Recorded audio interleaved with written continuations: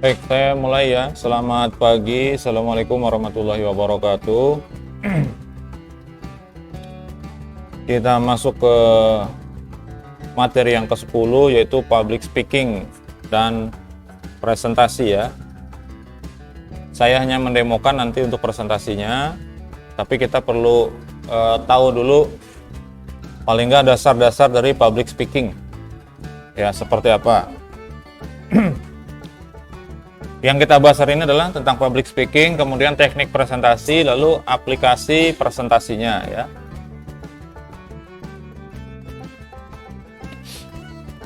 Nah, apa itu public speaking? Ini jadi sebuah istilah ya. Jadi public speaking itu kemampuan yang dimiliki seseorang ya, dalam menyampaikan atau mempresentasikan suatu topik di depan umum. Depan umum itu bukan hanya masyarakat ya, tapi dalam lingkup yang lebih sempit, misalnya kayak kawan-kawan sekelas, atau ada juga ya misalnya penerimaan pegawai atau penerimaan dosen, penerimaan guru, itu diminta untuk presentasi. Orang yang jadi audiensnya kadang-kadang cuma satu orang. Ya, tapi kita tetap harus seolah-olah itu orangnya banyak. Namanya juga presentasi. Ya. Nah, jadi yang dimaksud dengan di depan umum di situ tidak selalu orangnya lebih dari 10 misalnya kayak gitu. Kurang dari itu bahkan satu orang. Bahkan nggak ada orangnya. Audiensnya itu nggak ada misalnya. Itu bisa public speaking. Contohnya apa? Misalnya kalau bikin video pembelajaran. Itu seolah-olah orangnya ada yang menyimak, padahal waktu rekaman nggak ada orangnya. Ya, saya bikin video tutorial itu sendiri aja, ngomong-ngomong sendiri juga. Atau misalnya kalau nanti akan terjadi di kelas ini, nggak bisa masuk, diatur jadwalnya nggak bisa juga, sebagai penggantinya ya udah ganti dengan video. Nah, bikin video itu seolah-olah saya sedang ngomong dengan mahasiswa, padahal saya sendiri aja. Nah, seperti itu ya. Itu juga bisa dikatakan sebagai public speaking. Tapi yang tidak ada audiensnya tadi bukan berarti ngomong sendiri. Kan itu ada tujuan, ada maksud. Beda kalau kalian itu ya nyanyi-nyanyi sendiri sambil mandi. Ya. Biasanya kayak gitu tuh. Tiba-tiba ngobrol sendiri. Sering lihat sinetron ya. Mulutnya diam tapi ada suaranya. Ya, ceritanya dalam hati tapi kok di luar. Tapi poin pentingnya dari public speaking adalah bagaimana seseorang itu dapat berbicara dengan baik dan terstruktur sehingga gagasan, ide, atau sesuatu yang ingin disampaikan itu bisa diterima secara mudah dan dapat dipahami oleh orang yang menerimanya, oleh audiensnya, begitu ya.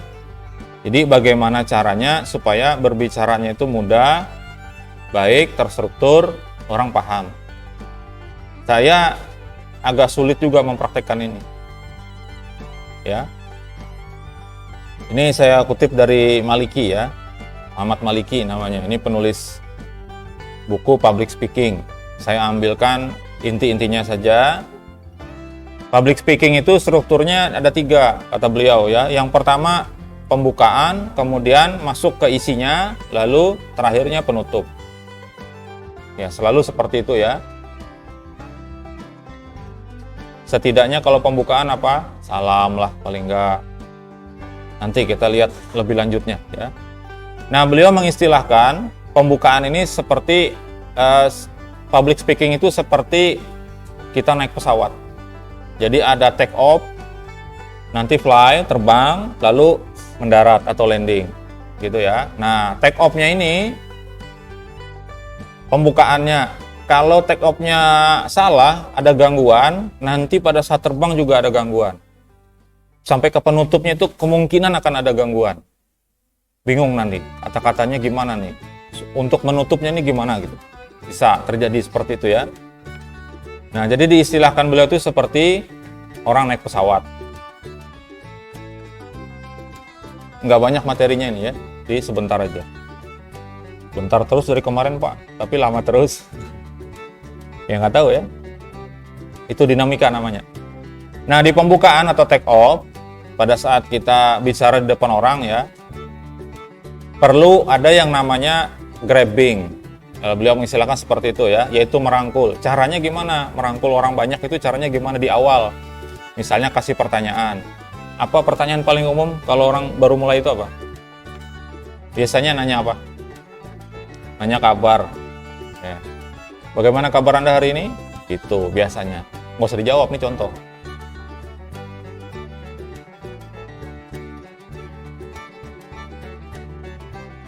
Biasanya kalau motivator jawabannya mesti luar biasa. Atau selamat pagi, mau malam nggak tetap selamat pagi.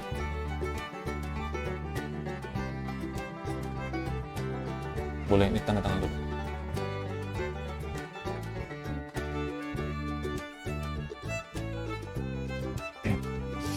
Ya, nanya kabar, nggak mungkin nanya hal-hal yang sifatnya pribadi ya, pembukaan kok nanti setelah itu ya. Terus kadang-kadang bisa juga bicara tentang sejarah, tapi berkaitan dengan isi ya, sejarahnya tuh gimana, dan ceritanya itu ringan. Terus membangun dinamika tuh supaya terbentuk suasananya itu aktif, interaktif. Jadi jangan seperti apa ya? Kalau di masjid sholat Jumat itu seperti khutbah, jadi hanya satu arah aja. Masalahnya kalau jamaahnya ikut ngomong nggak dapat pahala apa-apa gitu.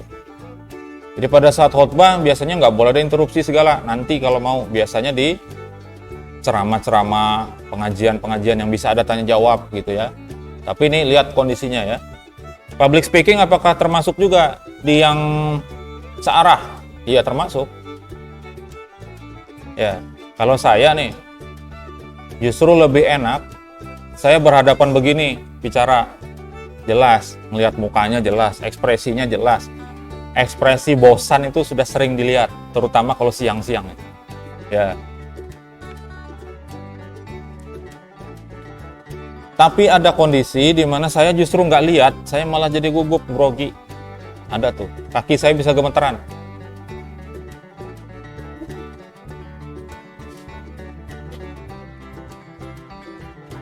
Ya. Sudah tanda tangan tadi? Ya. Ya. Terus bisa juga dengan cara nyanyi. Ya, satu bait, dua bait gitu ya. Jangan hanya nyanyinya jika bisa stop. Itu tanggung banget ya. Itu sering saya lihat di video TikTok itu. Atau di video short YouTube. Masih lagunya cuma jika gitu aja. Habis videonya ulang-ulang jika terus. Kemudian bisa bikin seperti sulap sederhana. Misalnya menghilangkan koin atau biasa kalau ada bola kecil misalnya diambil dari belakang atau ada keluar bunga dan sebagainya. Itu trik-trik ya. Nah, yang paling sering digunakan itu adalah humor. Bikin sesuatu yang lucu, tapi hati-hati nih. Ya, saya sering tuh. Sudah melucu tapi nggak ada yang ketawa. Malah saya sendiri yang ketawa. Nah, ini gawat. Ada dua kemungkinan itu. Memang nggak lucu atau nggak ada yang perhatiin. Nah, seperti itu ya. Kemudian ada purpose, menyampaikan harapan atau tujuan pada saat pembukaan ya. Harapan tentang nanti perolehannya dari materi ini apa, kayak gitu.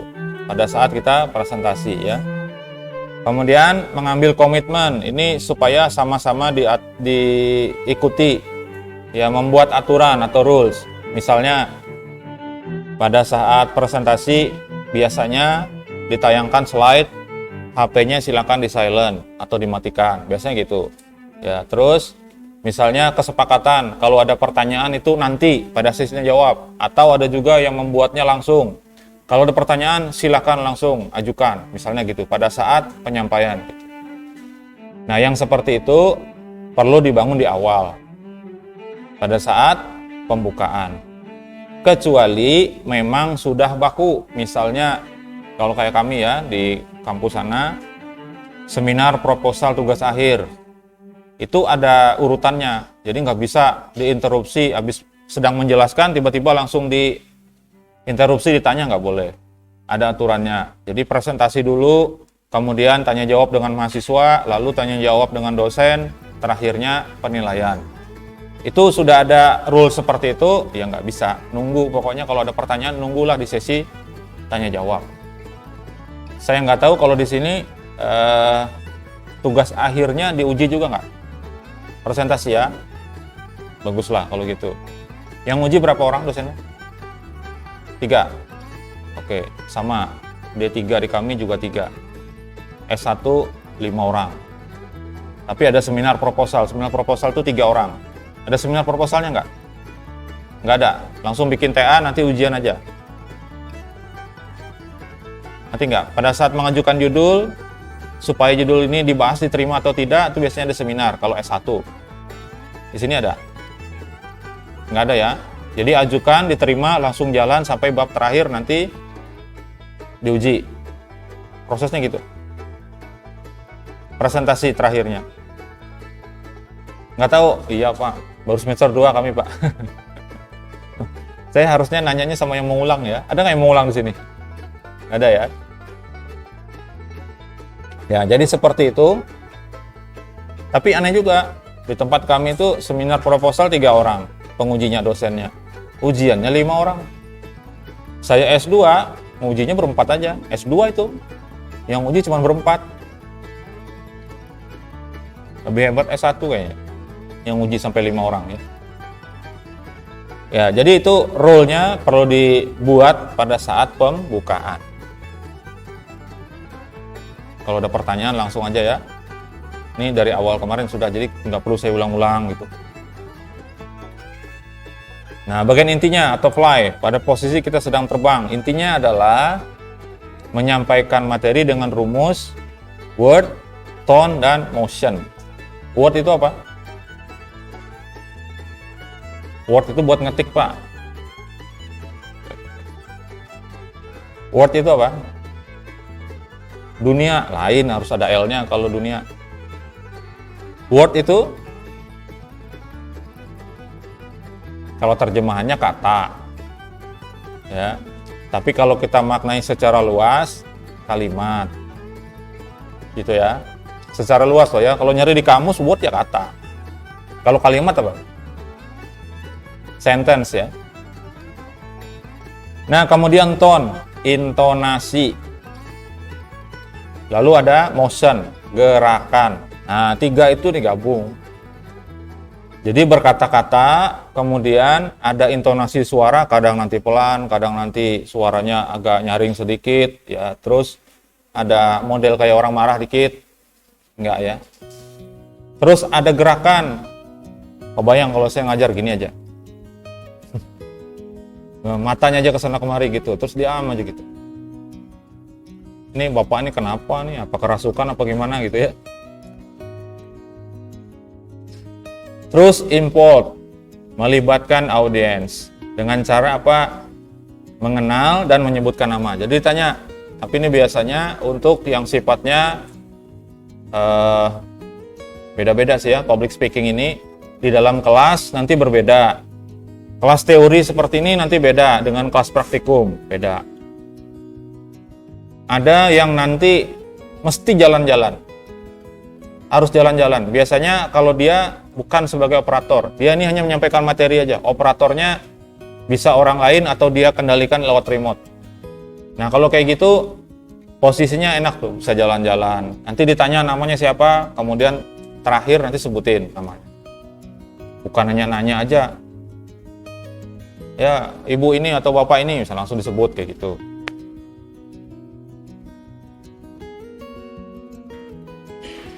Tapi jangan menyebut itu ya pada saat ujian tugas akhir. Kecuali misalnya menegaskan atau menguatkan, ya seperti yang disampaikan oleh bapak atau ibu tadi, gini misalnya, nah, itu bisa. Ya, hati-hati tapi ya, nanti kejebak. Beliau nggak ada ngomong kayak gitu, kita ngomongnya gitu, habis. Ya. Penutupan bagian landingnya, mendaratnya, ya sama grabbing ada lagi, dirangkul kembali. Ya, kemudian menyampaikan kesimpulan atau conclusion. Kesimpulan dari materi yang disampaikan itu apa? Terakhir, selesai. Ada pertanyaan. Gampang aja kan public speaking itu? Ya, prakteknya apa yang susah? Baru berjalan dari belakang situ mau presentasi, gugup sudah. Ya, biasanya bawaannya apa? Bawaannya apa biasanya? Kalau gugup seperti itu, gemeteran satu, gemeteran ya. Terus, biasanya bawaannya pengen buang air aja, mules, apalagi pusing, keringat dingin, apalagi ya jantungnya berdebar lebih kencang itu biasanya. Nggak percaya ukur aja pakai stetoskop tuh. Ini kecepatannya luar biasa. Ya, pokoknya kalah itu apa? Alat tensi digital. Kalau saya nggak begitu percaya ya alat tensi digital itu, karena selama ini berdasarkan pengalaman ketika diukur selalu di atas dari rata-rata saya. Begitu diukur pakai tensi normal, beda memang di bawah.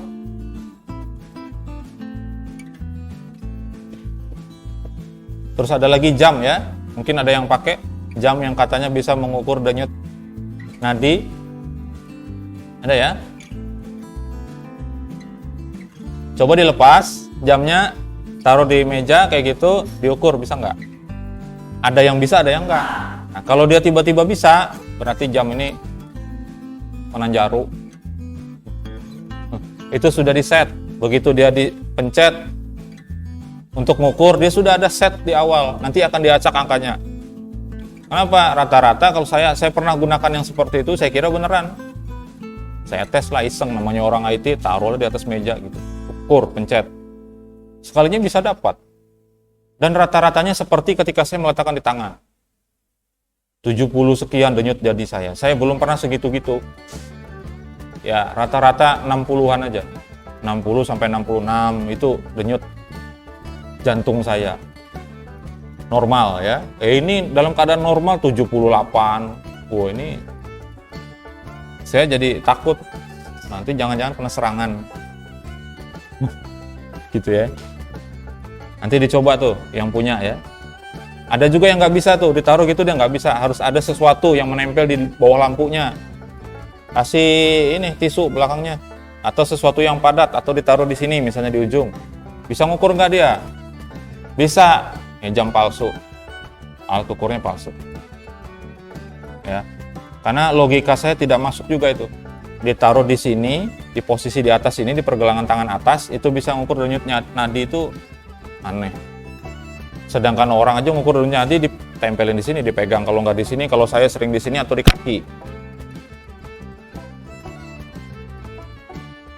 Kalau yang pakai pompa udara, wajar lah dia ditaruh di sini.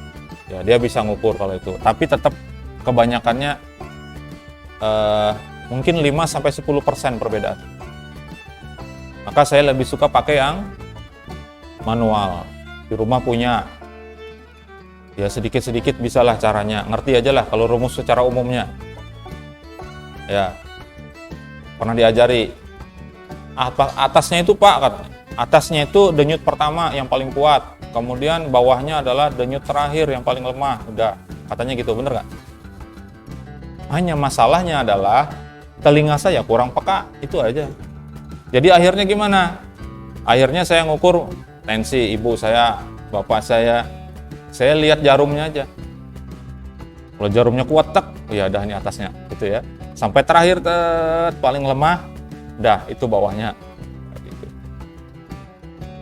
Karena telinga saya nggak bisa kayaknya, saya memang nggak cocok jadi perawat, apalagi jadi bidan nggak cocok sama sekali saya. Ya, memang nggak boleh ya. Tapi dokter kenapa boleh, dokter kandungan? Kenapa kira-kira? Kan sama aja. Yang dikerjain sama. Beda. Bagian tertentu tetap ke bidan juga, oleh dokternya disuruhkan ke bidan atau ke perawat. Aduh, susah ngomongnya nih. Direkam. Nanti kena strike oleh YouTube. kata-kata vulgar bahaya.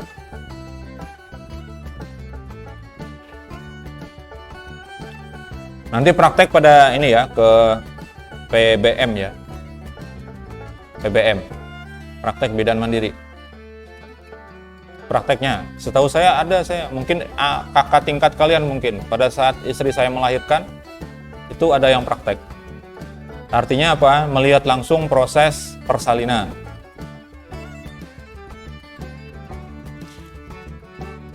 Ada pertanyaan? Ada ya? Bagus. Oke, ini juga gesture. Apa gesture? Gesture itu apa?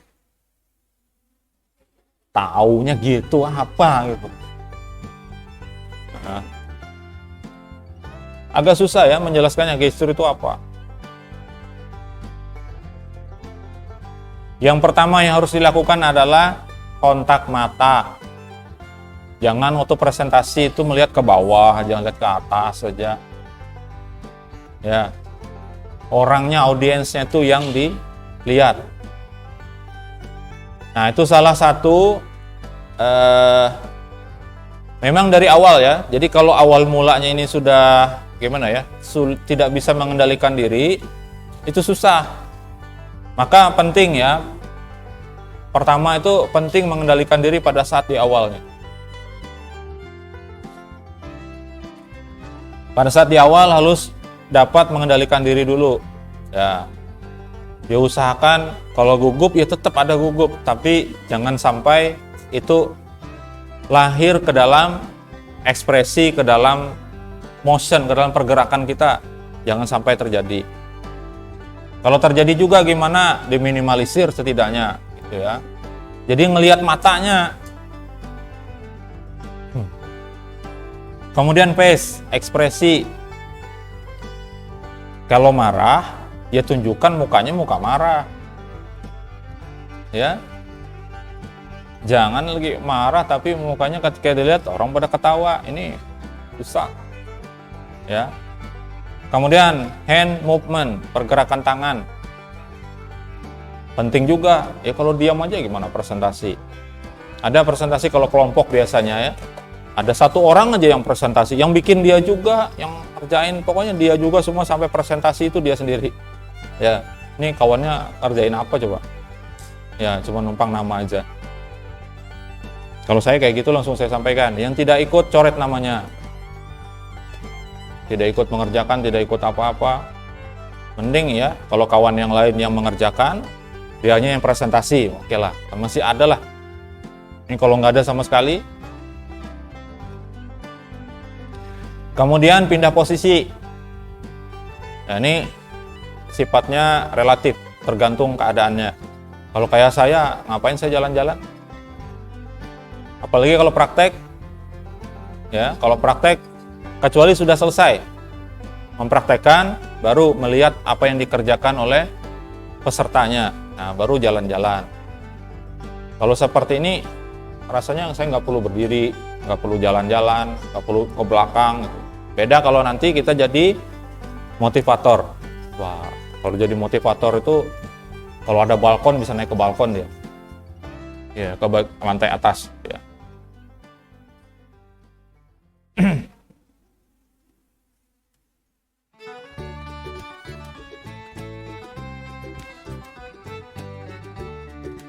Nah, kita juga perlu mempersiapkan pengendalian terhadap materinya, terhadap perangkatnya ya pada saat kita presentasi, dan juga terhadap diri kita sendiri.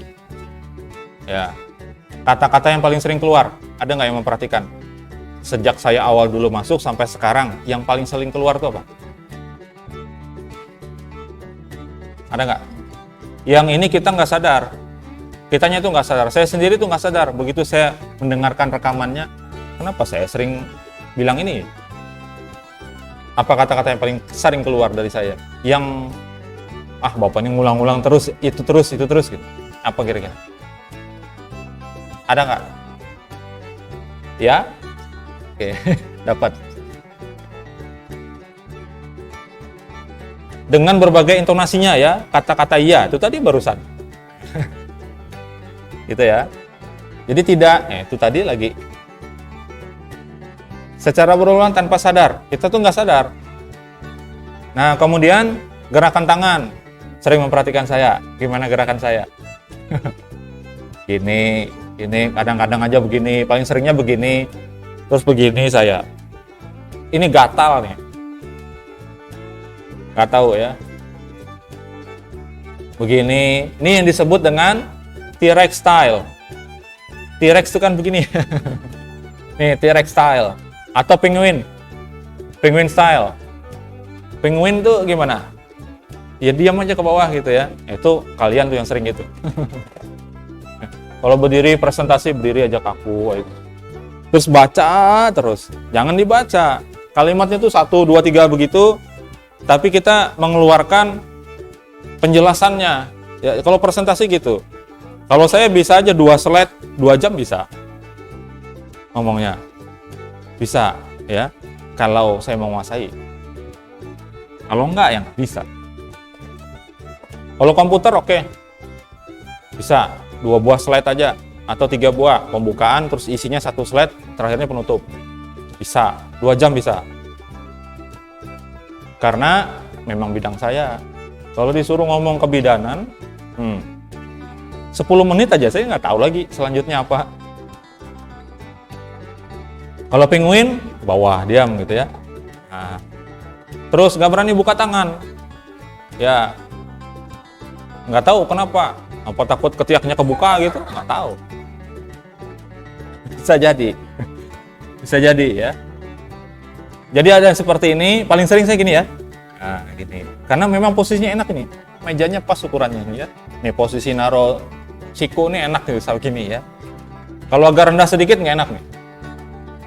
Ya, jadi ada ini untuk gerakan tangan, ada T-Rex style sama penguin style. Nggak tahu lagi ada apa lagi ya kira-kira. Ada lagi monkey style, ada lagi itu. Saking gugupnya sambil garuk-garuk. Ada. Dan itu salah satu memang sebenarnya faktornya stres. Stres itu karena sebab apa? Karena sebab ada tekanan itu, ya. Pengen maju tapi gugup, muncul macam-macam, gatal-gatal, bisa jadi itu. Ya. Kemudian alat bantu komunikasinya atau peraganya, misalnya seperti ini ya, kita menggunakan slide. Ini untuk peraganya itu pakai slide, jadi wujudnya nggak kelihatan. Tapi kita bisa melihat, menikmatinya. Nih, slide ini kan nggak bisa dipegang ya. Nah, kemudian ada support sistemnya, ini perangkat pendukungnya seperti LCD proyektor, laptop, listriknya, itu perangkat-perangkat pendukung lainnya. Nah, itu perlu dikendalikan, perlu dijaga, perlu dipersiapkan. Siapa yang kalau presentasi baca aja, habis semuanya dibaca, orang juga udah bisa baca, audiensnya bisa baca. Boleh baca, habis itu jelasin, jangan habis dibaca next slide-nya. Ya ngapain? Nggak usah ditayangin kalau gitu. Ya, kalau seperti ini supaya dilihat di sana, nanti penjelasannya di presenternya, di orang yang menyampaikan gitu. Jadi ada sesuatu yang masih disembunyikan. Nah, ini tipsnya ya, ini masih dari Maliki ya. Ini tidak bisa diwakilkan ya, namanya public speaking itu nggak bisa, memang orangnya secara pribadi. Lihat ya, orang yang banyak omong, belum tentu bisa ngomong banyak di depan orang banyak. Orang yang postingannya tiap hari, hampir 100 sehari, itu dia disuruh ngomong belum tentu bisa. Dan kadang-kadang, status itu tidak mewakili 100% dari apa yang dirasakan. Kadang-kadang tuh cuma ngepas-ngepasin aja, oh ini saya merasa terzolimi pakai yang ini Itu, saya paling sering lihat kayak gitu. Saya lihat keadaannya nggak separah itu, tapi kok lebay banget ini. Seolah-olah apa ya? Seolah-olah itu betul-betul dalam kondisi yang terpuruk, sangat apa?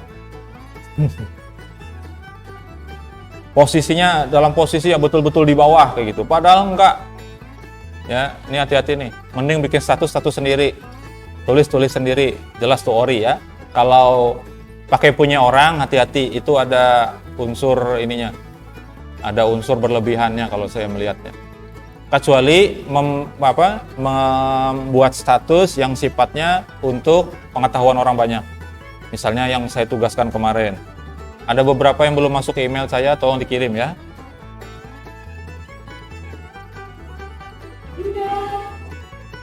Oke, saya kasih waktu lah ya. Saya sendiri ini sedang nggak bisa login ke akun saya. Saya tuh ngakses alamat saya itu selalu halaman nggak ditemukan. Aneh ya. Terus saya login nggak bisa. Saya klik lupa sandinya, diisikan username sudah, isikan nomor HP sudah, diisikan email sudah. Katanya coba lagi beberapa saat terus. Dari kemarin gitu terus. Ya, jadi silakan dikirimkan lewat email saya itu, ya. Saya tunggu sampai kapan nih? Tahun depan. Ulang berarti kalian. Saya tunggu sampai kapan ini? Sampai sebelum pertemuan besok. Besok kan masuk ya?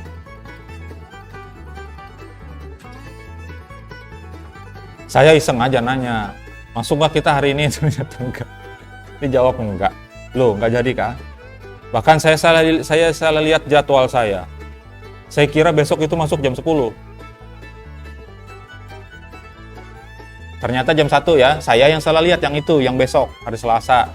Saya sampai mengubah jadwal UTS. UTS direncanakan hari Rabu, saya pindah. Kita pindah hari Selasa ya, jam 1 saya bilang, di sana. Begitu saya lihat lagi, itu jam 8. Saya baru tahu kalau ini ternyata tabrakan jadwal jam 11 malam tadi. Akhirnya saya revisi lagi, nggak jadi, kita liburin aja.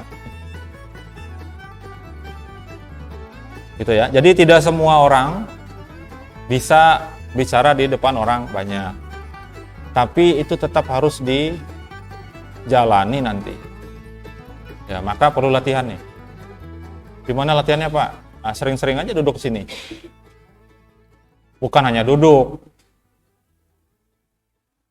Nah, kemudian pembicara yang baik juga adalah seorang pendengar yang baik. Artinya orang itu kalau pengen didengerin, ini berlaku nih hukum kausal ya, sebab akibat. Kalau pengen didengerin orang, ya harus mendengarkan orang juga. Itu satu. Coba aja nanti ya. Pada saat kawannya presentasi, ngobrol aja. Nanti kita giliran presentasi, dia yang presentasi itu ngobrol juga. Lihat aja. Ya sama aja tuh. Dalam kehidupan juga sama gitu. Kalau berbuat baik, dapatnya baik juga. Kalau berbuat buruk, dapatnya buruk juga. Coba aja nanti. Coba nanti keluar situ. Ya, sambil jalan, tabok belakang teman-teman. Wah, coba aja. Kalau nggak dibalas. Ya, sama. Jadi seperti itu ya. Jadi pada saat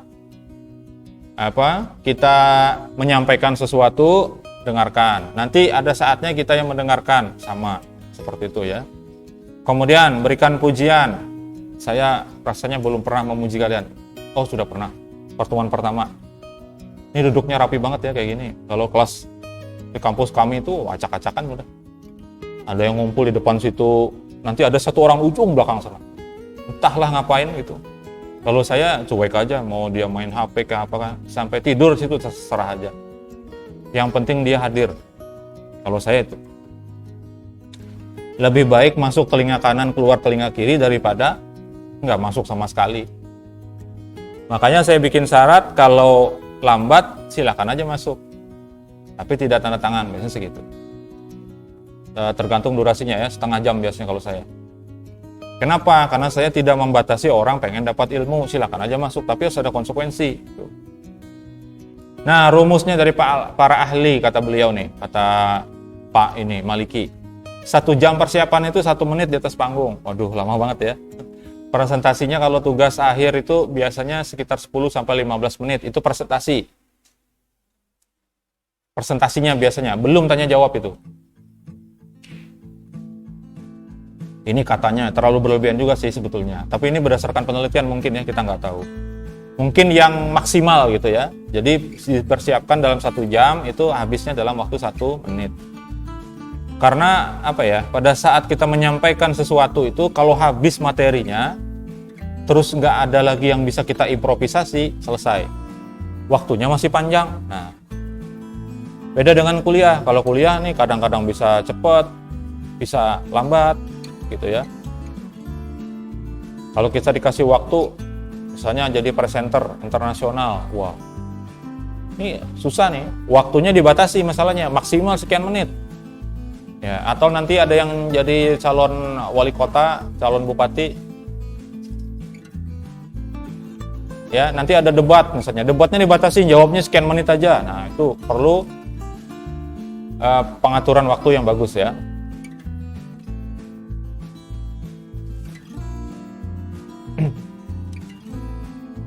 Nah ini tipsnya, yang berikutnya harus tenang orangnya. Tadi saya bilang gugupnya itu jangan sampai kelihatan, jangan ditampakkan. Biasanya akan kelihatannya dari ekspresi udah kelihatan pucat, keringat dingin tadi. Terus gemeteran kelihatan. Berdiri iya, tangannya sambil gini-gini. Gitu ya. Terus apa lagi? Kata-kata. Kata-katanya itu bergetar. Terus ada bisa apa ya? Timbul tenggelam. Jadi diusahakan tenang. Tenang, diam gitu. Tarik nafas biasanya dalam-dalam, tapi hembusin lagi. Jangan ditahannya terus.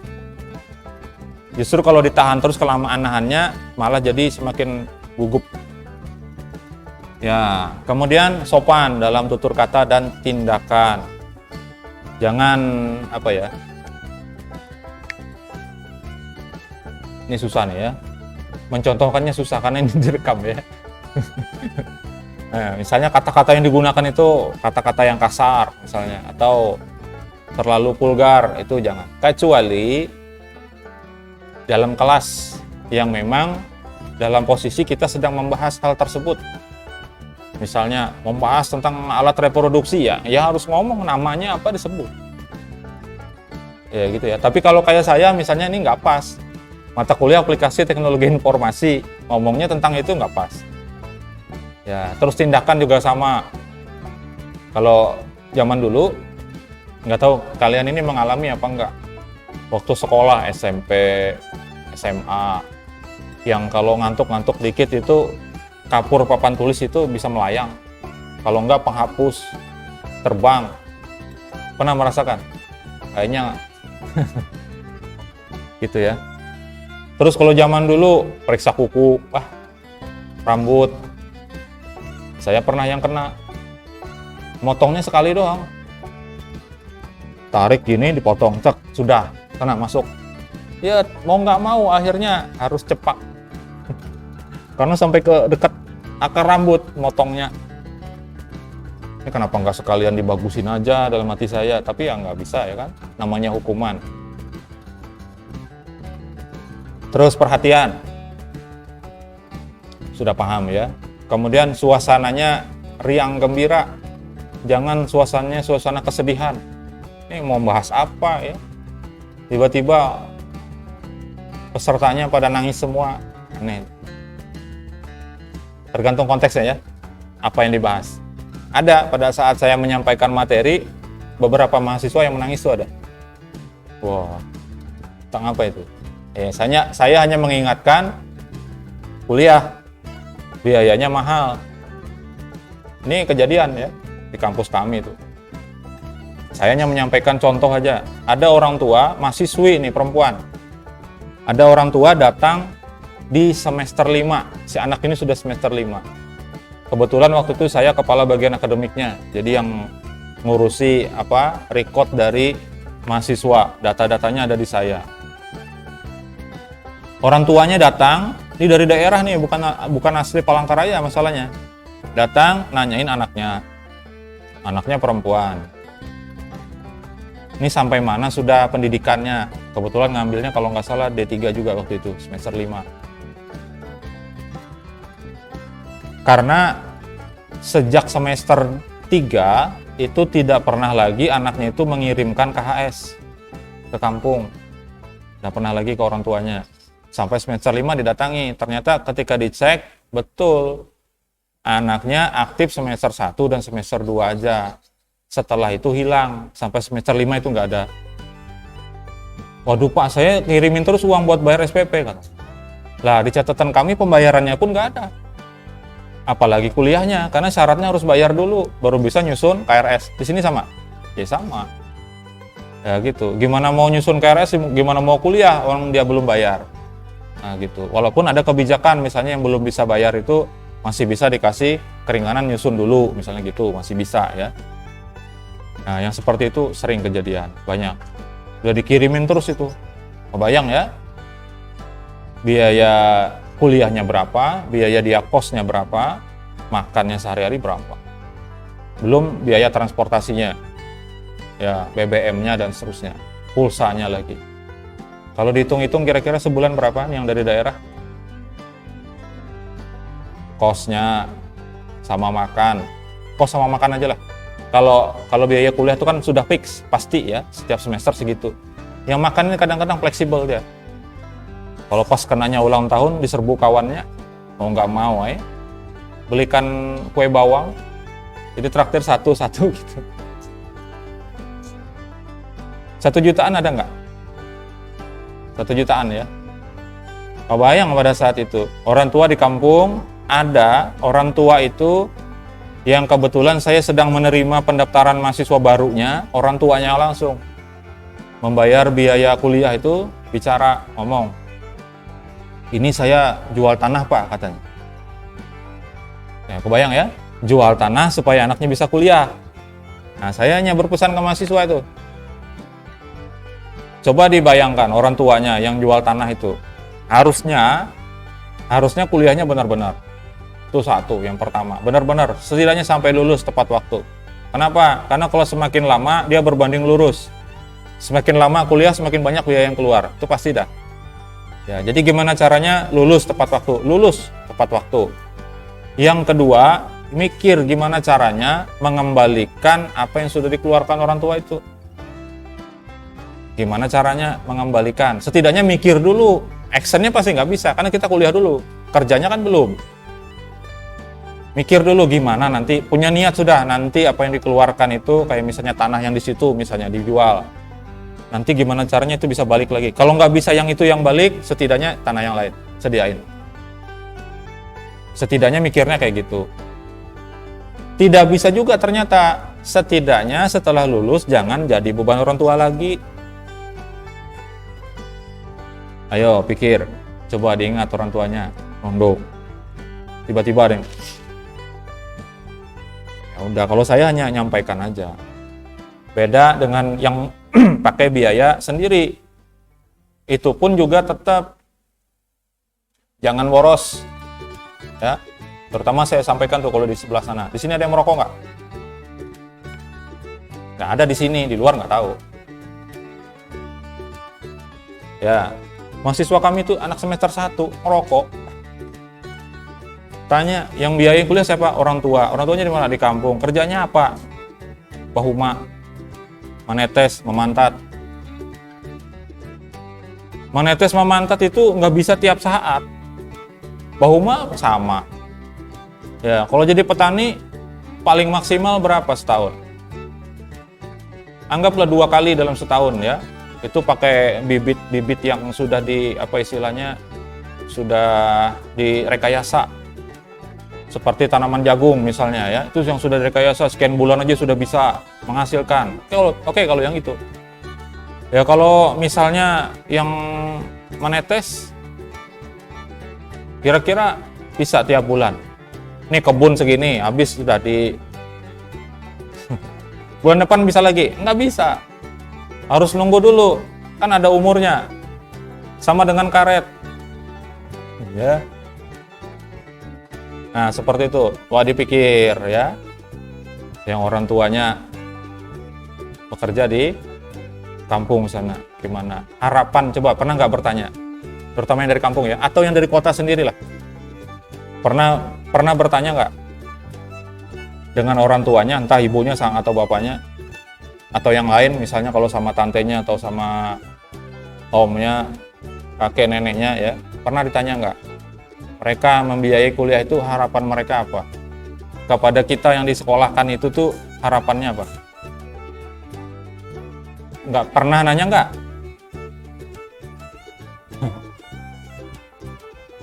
Langsung dikasih tahu. Apa katanya?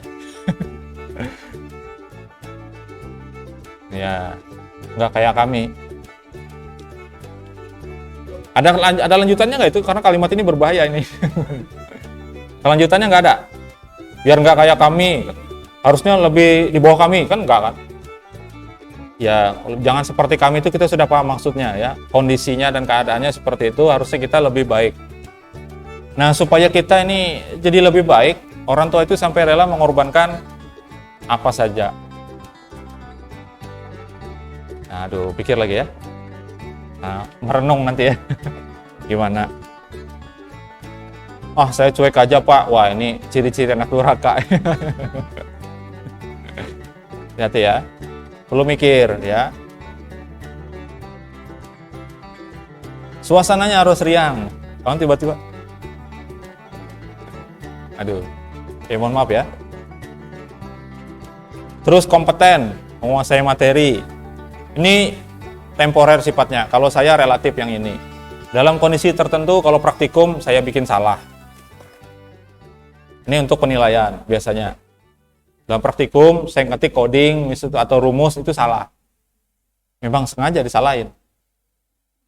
Awalnya itu harus benar dulu, benar. Nanti bagian yang ini dibikin salah. Supaya apa? Supaya ada interaksi tadi. Wah, punya saya error nih, gimana nih? Wah, itunya Pak, ada kurang katanya gitu. Biasanya kalau ngoding itu titik koma. Ini sudah dibaikin belum?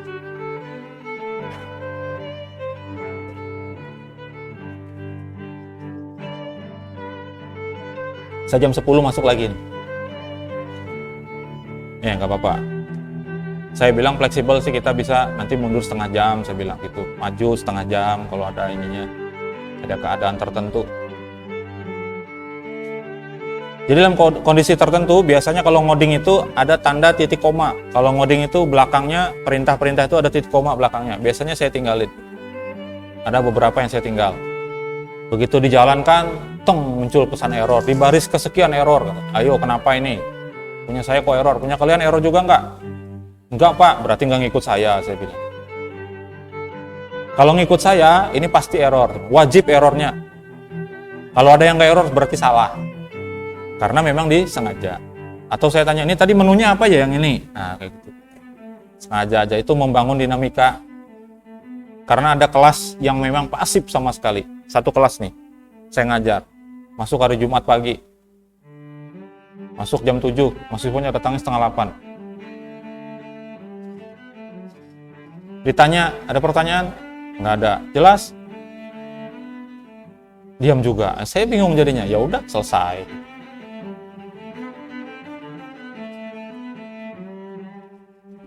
Kreatif, ya, cepat cari solusi. Misalnya ketika blank ya. Nah, ini terutama dosen atau nanti kalian misalnya ya. Ini bukan ngeles, bukan. Tapi apa ya namanya, kalau saya bilang tuh siasat, taktik. Gitu ya. Pernah ketemu dosen, kita nanya dosen yang nggak bisa jawab, pernah nggak? Pernah. Itu biasanya yang merasa bersalahnya si kita yang bertanya. Gitu ya. Ya. Bahkan dosennya kadang-kadang bisa jadi sensi sama yang bertanya. Wah, ini nanyanya terlalu ini nih, saya nggak bisa. Kalau saya cuek aja.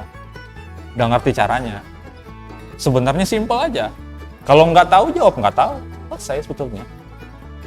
Ya, masalah penilaian si mahasiswanya bahwa ini dosennya nggak bisa, ya biar aja. Nggak apa-apa. Biasanya kalau seperti itu, kita pakai siasat. Kita ini belum nemu. Sebetulnya kita tahu, tapi ini lupa. Sering ya, sudah ada di, baratnya sudah ada di sini nih. Keluarnya aja lagi nggak bisa. Sering kayak gitu ya. Nah, yang seperti itu dicari dulu solusinya. Misalnya kita ngarahnya ke lain dulu bicaranya. Ini sambil mancing supaya keluar. Biasanya kayak gitu. Hah? Malah mumet. Ya memang begitu dia. Pokoknya kalau sudah melupakan tuh lupakan aja sekalian gitu loh.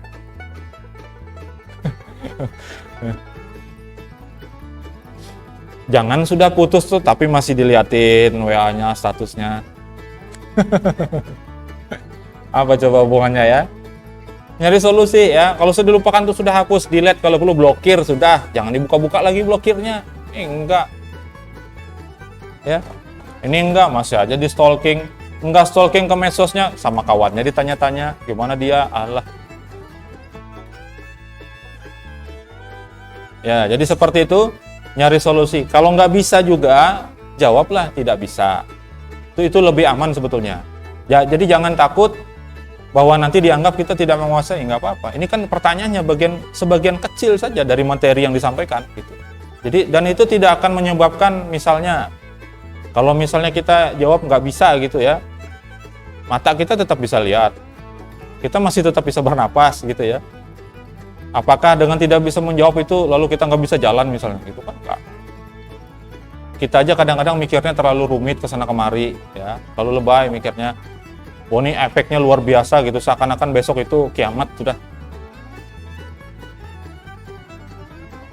Tetap harus, kalau nggak bisa jawab nggak bisa. Bahaya justru ketika kita, apalagi dalam keadaan sidang ya, tiba-tiba kita jawab yang lain-lain. Saya paling sering itu tanyain. Tadi kamu ngomongnya gini, mana di sinimu di mana yang kamu bilang itu? Kalau saya sih ya, ya kalau memungkinkan jawab yang istilahnya itu diplomatis. Misalnya ya, kita tidak membahas tentang itu pada saat di sidang itu, kita nggak bahas itu, kan ada batasan masalah ya.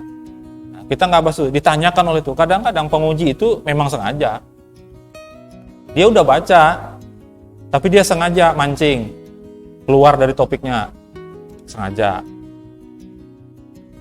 Nah itu kita yang kembalikan. Ada juga yang memang salah paham penguji itu, salah paham dengan apa yang kita buat. Nah disitulah kesempatan kita meluruskan. Wah, kebayang nggak meluruskan dosen? Maksudnya dia salah pemahamannya tentang apa yang kita tulis, kita jelasin. Bisa seperti itu ya. Atau belum bisa jawab, nanti dulu. Ya nanti akan saya jawab. Saya mendahulukan jawab yang ini dulu, kan bisa seperti itu ya, dalam prosesnya.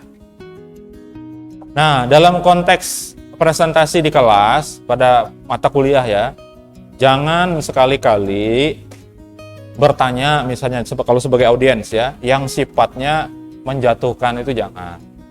Yang dibangun itu adalah suasana akademis. Suasana akademis itu gimana? Yang tanya jawab yang normal, jangan yang bikin menjatuhkan, jengkel, balas dendam dan seterusnya. Begitu juga yang jadi pemateri. Saat jadi pemateri itu jangan sok menguasai, nanti malah disikat. Gitu ya. Bahasa kami itu malah dibantai gitu. Jangan seperti itu ya. Yang fair aja. Jadi pada saat kita menyampaikan materi, apa yang kita ketahui ya disampaikan, syukur-syukur bisa menambah pengetahuan dengan apa yang kita sampaikan itu. Kemudian pada saat bertanya, nanyanya ya sesuai topiknya. Kemudian jangan maksa. Jangan maksa, itu tadi misalnya saya nggak bisa dijawab. Kenapa? Nggak usah. Apalagi kalau sudah diakui, kami tidak mengetahui itu, misalnya udah cukup, nggak usah dikejar-kejar lagi. Gitu ya. Itu kreatif, cari solusinya gimana. Atau blank, ini paling sering nih, kalau pas sudah gugup, itu blank, apa ya tadi ya. Kadang-kadang apa yang dihafal itu rontok semua. Begitu maju aja udah hilang. Aduh, mau ngomong apa ini? Gitu ya. Ya, itu terus nih. Kemudian harus yakin dalam diri bahwa kita mampu menyampaikan ini dan mampu menyelesaikannya. Ada yang sempat siup nggak ketika presentasi? Ada yang merasa sampai gitu nggak? Sampai rasanya mau pingsan ini?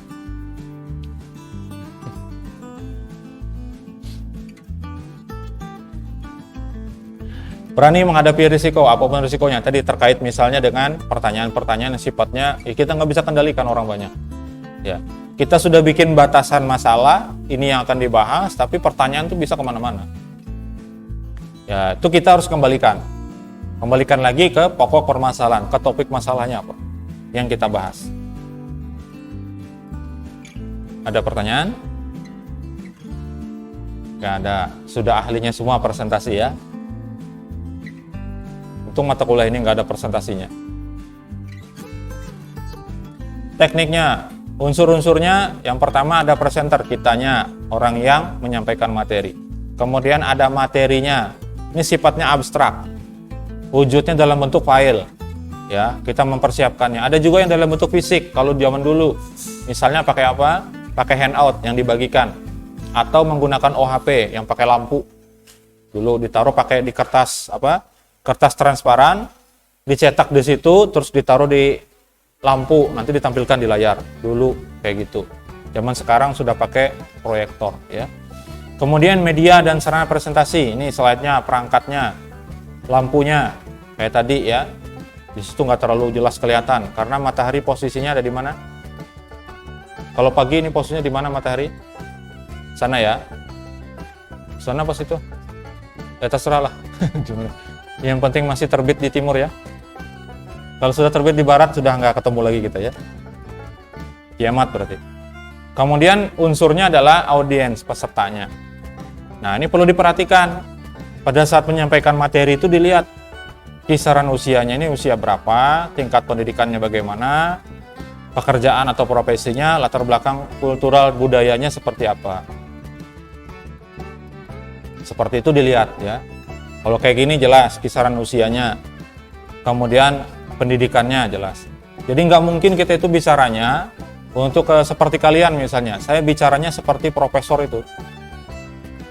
Pusing. Saya dengarnya pusing. Kita itu nggak paham apa yang diomongin malah. Beberapa ya. Tapi ada yang bisa membawa, karena mungkin karena dia profesor, jadi ngomongnya seperti itu. Tanpa memperhatikan yang menerima ini siapa gitu, pesertanya siapa. Kalau dia paham, dia melihat pesertanya, maka bahasanya enak dipahami mudah. Ya. Tapi saya beberapa kali ketemu profesor ketika menyampaikan materi, memang pusing saya. Sayanya yang nggak sampai gitu.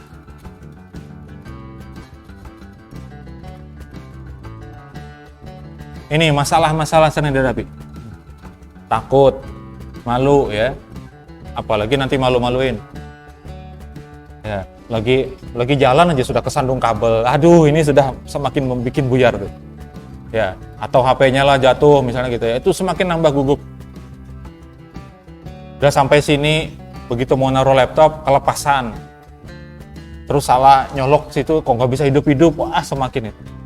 Itu bisa basah kuyup itu. Ya, mandi. Itu kalau ada ketemu yang kayak gitu siap-siap. Siap-siap minyak kayu putih, minyak angin gitu ya. Siapa tahu nanti pingsan. Air putih itu dipersiapkan ya. Kalau dia tiba-tiba siup, habis itu ngomong yang nggak jelas, disembur. Khawatir ada yang masuk ya. Masuk angin. Ada yang masih malu di sini bicara tengah orang banyak itu di depan kelas ini aja masih ada. Rasanya malu. Padahal kawan sendiri semua. Kalian sudah hampir 2 semester ini ketemu semuanya. Saya kan baru aja. Dan baru ketemu berapa kali kita ini? 10, 11 ya.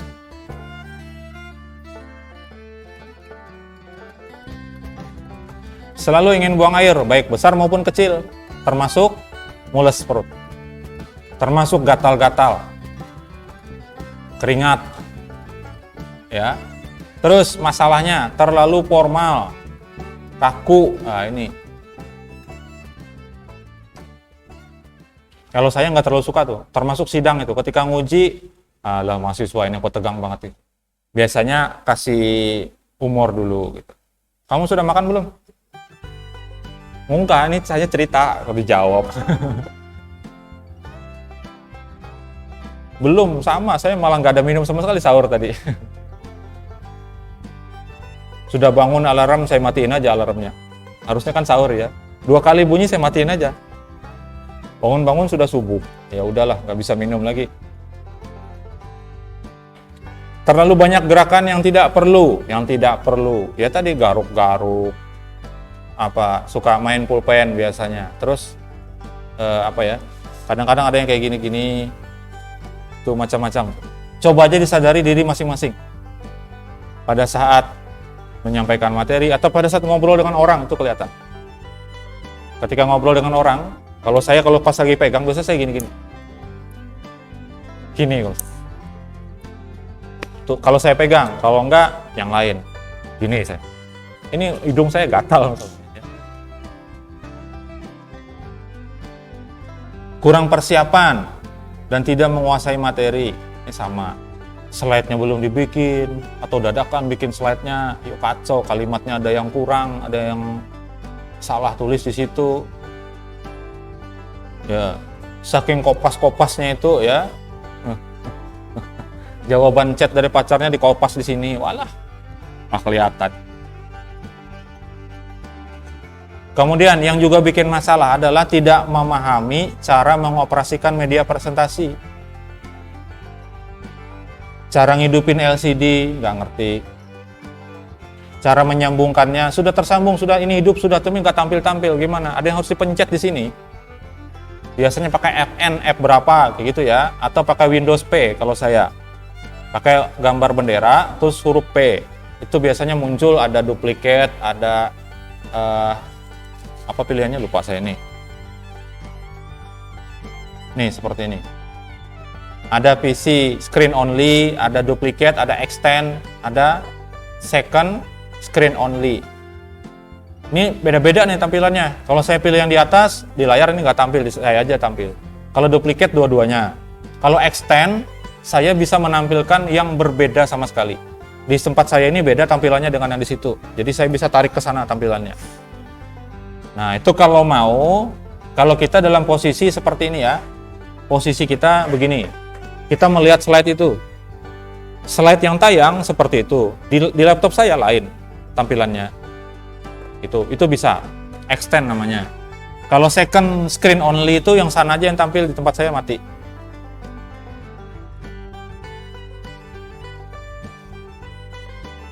Nah, kalau nggak ngerti caranya, nambah kegugupan itu. Ya. Ada pertanyaan? Mengalami semua ya? Gugup, jantung berdebar-debar keras gitu. Bahkan gugupnya itu kayaknya melebihi dari ketika mau ketemuan gitu. Entah ketemuan sama siapa. Nah, kemudian aplikasi presentasi.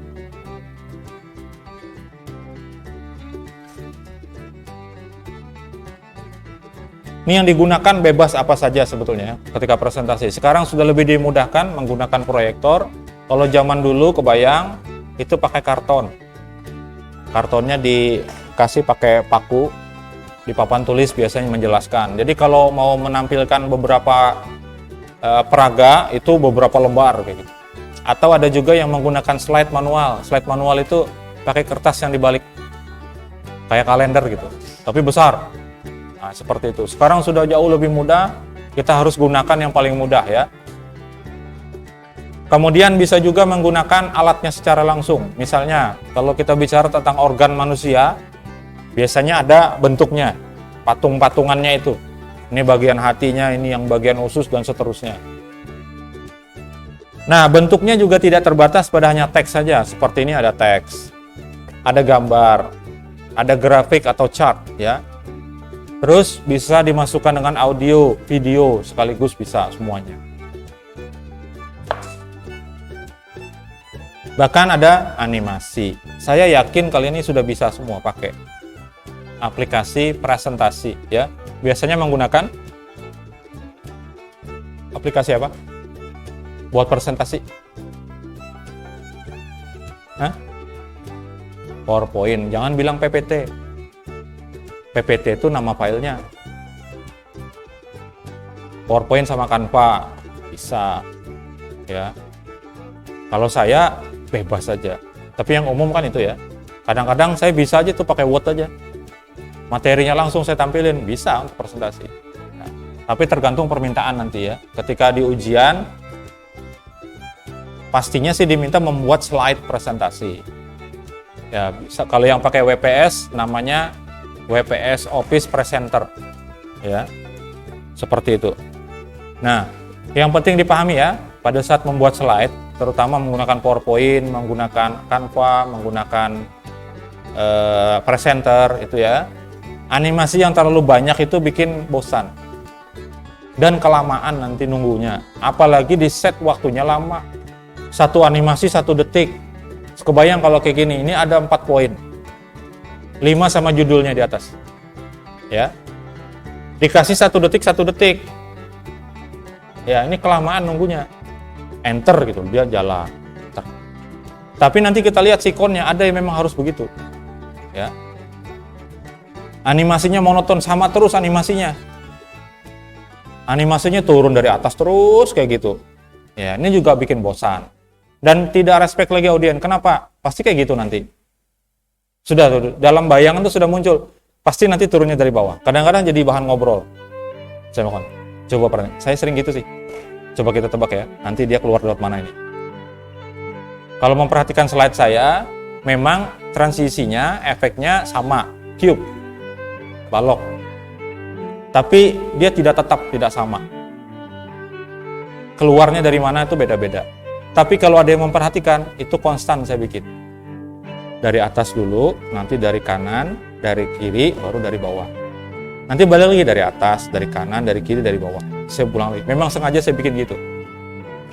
Daripada muter terus, nah itu monoton. Nah seperti itu ya.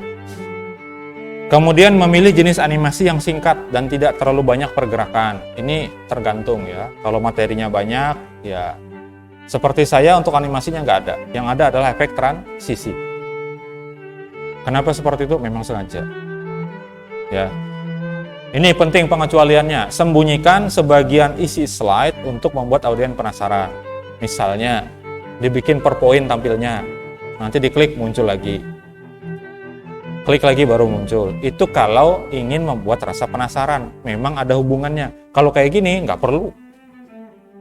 Ini nggak perlu. Yang bawah itu nggak ada bikin penasaran sama sekali. Makanya saya tampilkan aja langsung.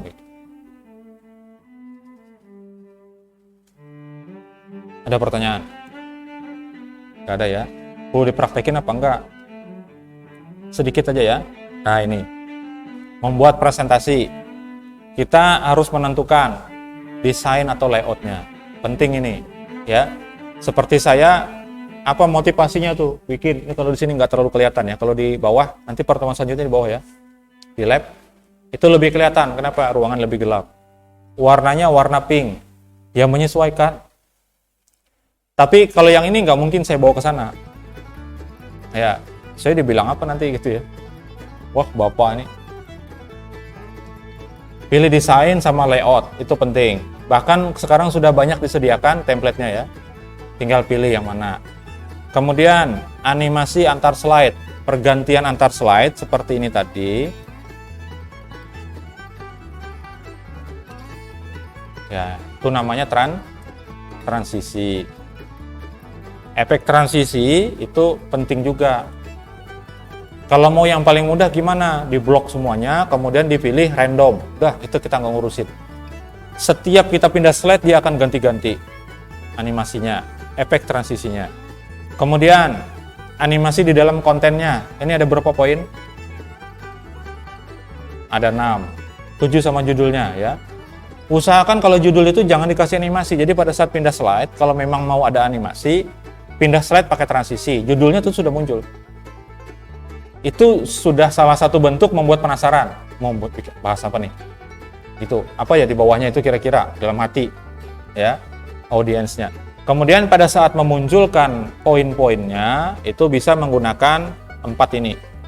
On click, with, previous, after previous, dan trigger. Nah, saya tanya, kalau yang klik pasti biasa sudah. Kalau diklik baru dia muncul satu, klik lagi muncul berikutnya dan seterusnya ya.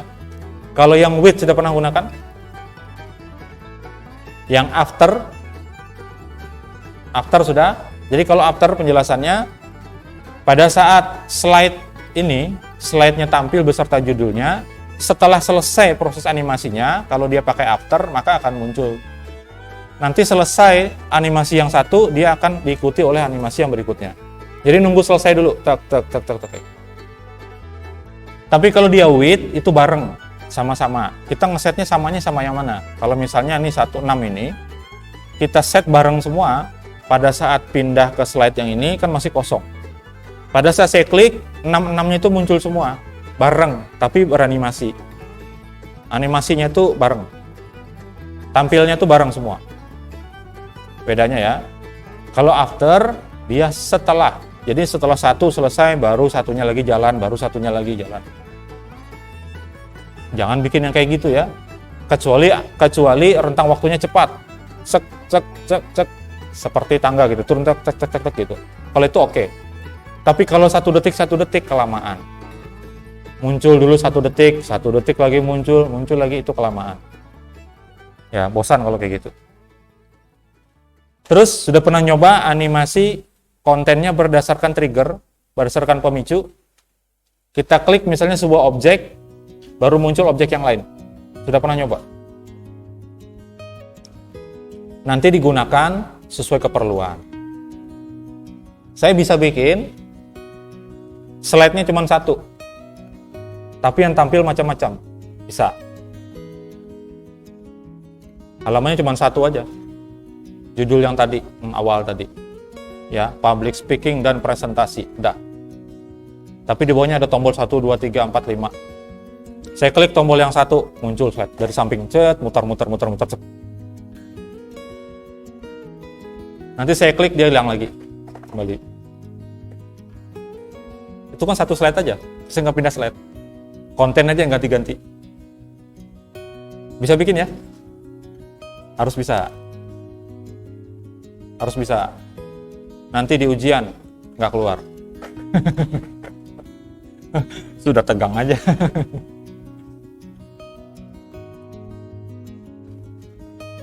Dipraktekin apa enggak? Praktekin aja ya. Nggak usah aja Pak, tetap saya praktekin. Ngasih contoh aja. Saya pakai ini aja biar mudah ya. Pakai WPS. Caranya sama.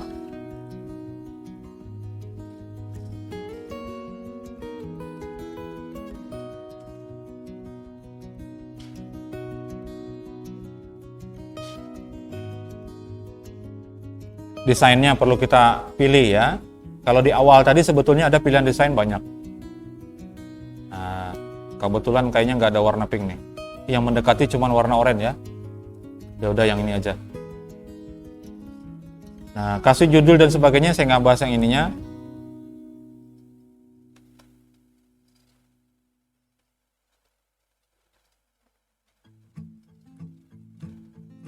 Kita masuk ke kontennya ya.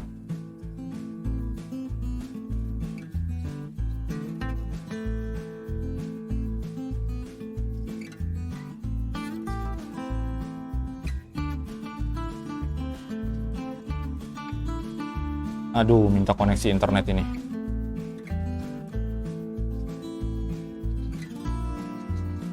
Oh iya, nggak bisa. Ini sedang ada tayangan slide, jadi nggak bisa diedit. Saya buka pakai PowerPoint aja.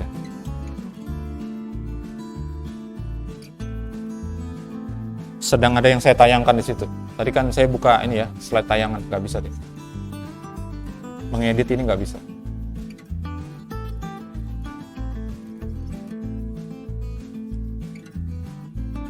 .30. Tambah lambat kayaknya. Nanti kasihan dosen yang lain ya pada saat mau masuk. Dia merasa belum aja, begitu-gitu dosen yang lain sudah datang.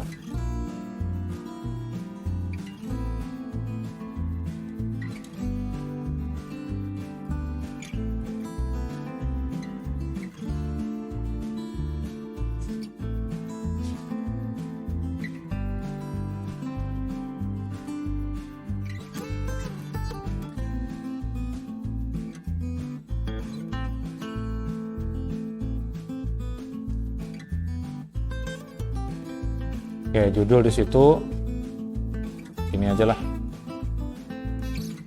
Judulnya Pancasila 1. Pancasila 1.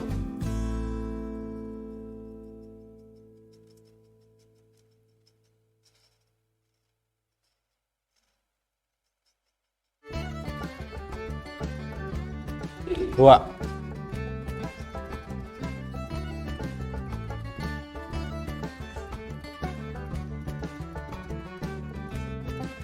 Tiga.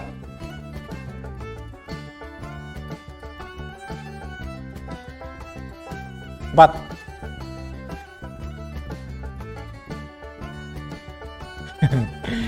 Kerakyatan yang dipimpin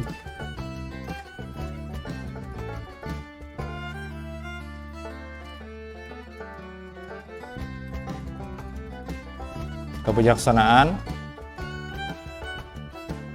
kebijaksanaan,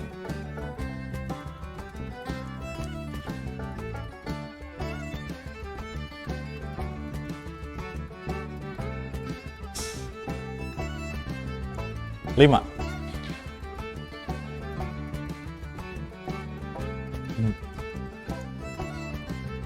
Bagi seluruh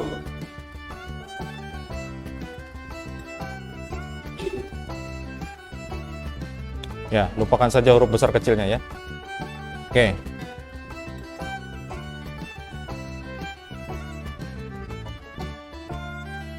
Oke, seperti itu. Pertama transisi tadi ya. Transisi, kalau saya biasanya gini, saya blok aja semua. Pilih di sini, kemudian di blok Ctrl A. Tetap sudah. Lalu pilih transition. Di sini dicari random. Nah, jadi kita nggak ngurus itu. Nanti setiap kita slide, dia beda-beda sendiri. Ya, gitu ya. Yang kedua, apa tadi yang kita bahas? Konten. Di dalam konten klik ya, on klik. Nah, seperti ini. Konten termasuk yang ini. Nah, ini bisa diblok seperti ini ya. Kemudian dipilih animation. Terus di add animation. Pilih yang mana, bebas. Ini ada entrance ya, bagian yang masuk. Saya buat misalnya load in. Ini kebayang kalau gini nungguinnya. Ya. Dan ini pada saat klik. Kalau kita lihat ya, kalau kita custom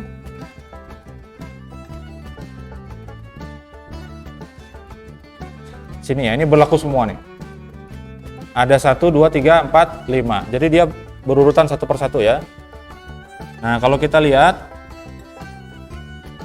di bagian atas ini dia startnya adalah on klik. Jadi pada saat diklik.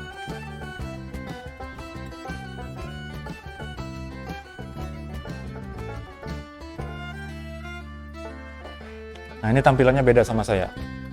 Ya, di sini layar kendalinya, di sana yang presentasi.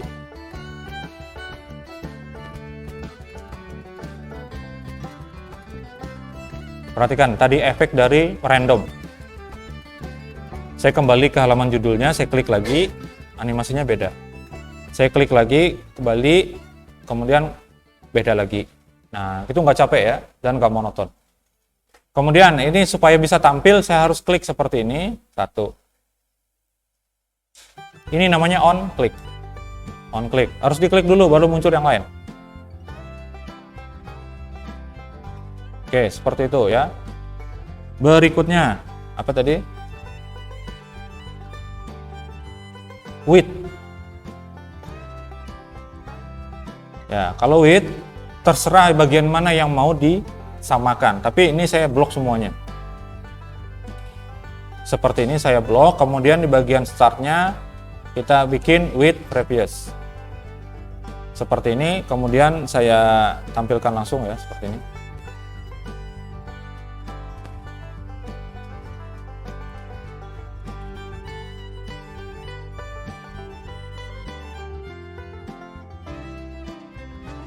Di rekamannya nggak muncul tayangannya ya, di sana tayangannya.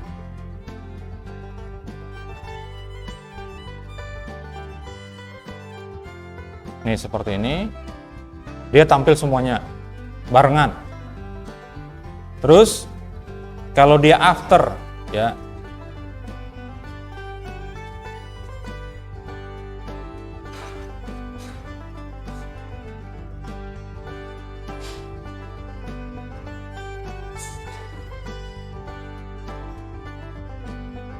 ini seperti ini.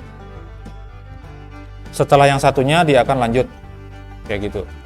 Jadi beda dengan yang tadi. Kalau yang tadi diklik baru tampil, kemudian yang kedua kalau width dia bareng sama slide-nya.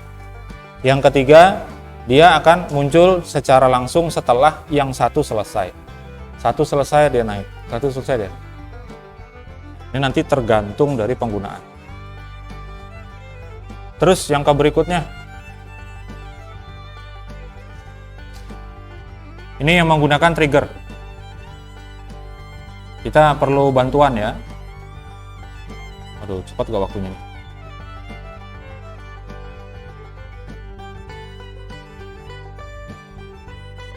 Misal seperti ini satu kotak ya. Kemudian saya buat lagi.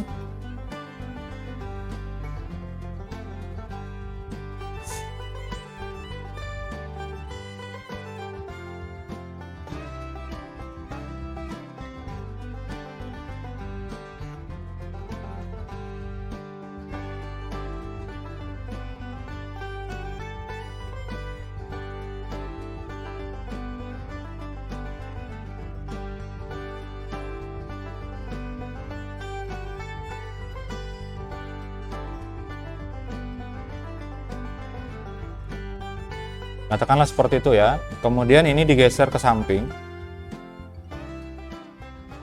Taruh di luar. Harus ada pemicunya, triggernya. Triggernya adalah kotak ini. Jadi pada saat kotak ini diklik, nanti yang di dalam ini masuk. Gitu ya. Nah, kemudian ini dibuat animasi. Dibikinkan animasi menggunakan yang namanya motion pad. Ya, motion pads. Misalnya gini.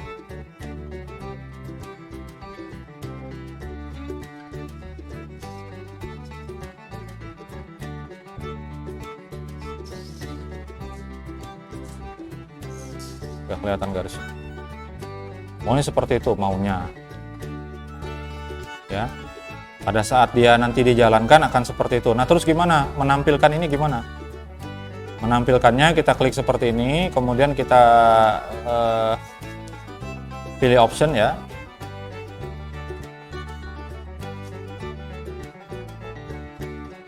Terus di sini ada on click tapi pakai trigger.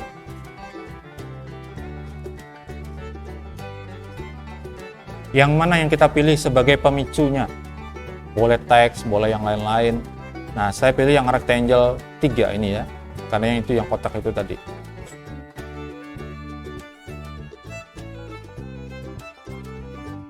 Ini yang tadi after. Kemudian kalau yang ini salah. Belum saya aktifin ya.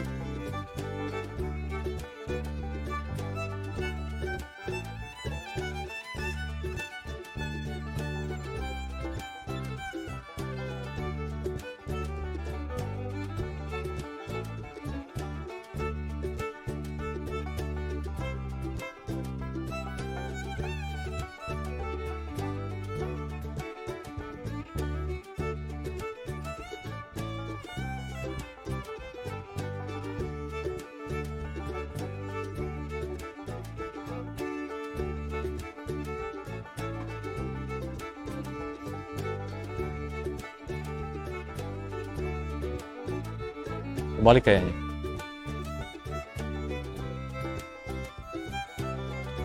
Saya remove dulu ya.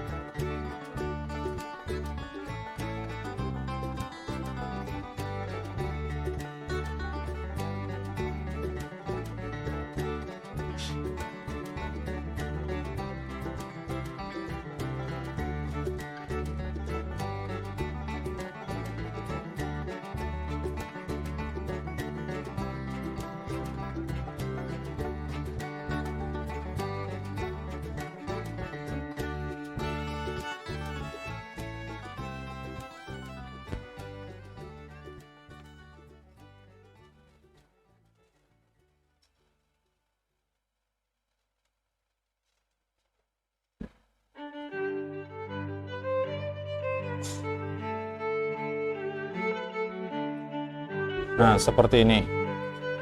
Jadi bisa kita membuat itu hanya dalam satu buah slide saja. Nah, itu biasanya kita gunakan pada saat apa? Misalnya ada yang kita mau tampilkan tuh nggak perlu sampai satu halaman penuh. Ya, itu bagian-bagian tertentu aja. Misalnya, contohnya apa? Yang tidak perlu halamannya 100% penuh full seperti itu, tapi kita perlu tampilkan. Ini sebagai sisipan tambahan gitu. Kira-kira apa? Nama? Apa?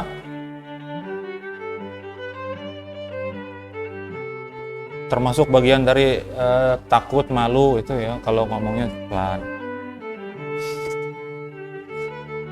Ya, intinya adalah seperti itu. Jadi tadi ada transisi yang perlu kita gunakan ya, tapi jangan terlalu banyak untuk terutama yang untuk animasi di kontennya ya. Bisa menggunakan on click, pada saat diklik baru muncul, atau with itu barengan, kemudian after setelah animasi selesai muncul lagi animasi yang lain, atau berdasarkan trigger ya. Ini saya nggak sampaikan karena semuanya sudah ahlinya. Harusnya itu langsung diuji aja, dites kesaktiannya itu sampai mana gitu ya. Ada pertanyaan nggak? Nggak ada ya. Mau masuk lagi habis ini Pak? Oke, kalau sudah tidak ada, saya cukupkan pertemuan hari ini ya. Terima kasih atas perhatian Anda semuanya. Mohon maaf kalau ada kesalahan dan kekurangan. Sampai ketemu lagi besok. Nanti dikondisikan di lab ya. Praktek semuanya. Oke, saya tutup dulu. Selamat siang. Assalamualaikum warahmatullahi wabarakatuh.